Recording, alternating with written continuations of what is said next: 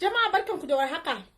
Sunana Munirat Abdulsalam kamar da kuka sani. So mutane da yau sun dade da tambaya akan cewa ina mijina yake, ba ni da ɗa ne ba, ina da ɗa waye to yau ga yaro na nan. Sunan shi Fatima. Ɗa namiji ne amma sunan shi Fatima. Abin da ya sa muka samu shi suna Fatima saboda ina da wata sister na sunanta Fatima wanda take bala'in san shi kamar ta mutu. Kuma shi baya son ta. Kun gan shi nan. Shi yasa na sa ma ɗana suna Fatima.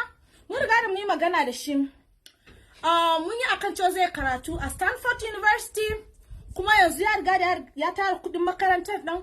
Already yanzu yana da kamfani guda 5 na kanshi, kuma yana da jeep kamar guda 10, kuma banda haka nan yana da yaran sarakan Saudiya gabaki daya, yaran shi mata sun riga da sun ce suna son shi, amma muna kan zabe tukuna.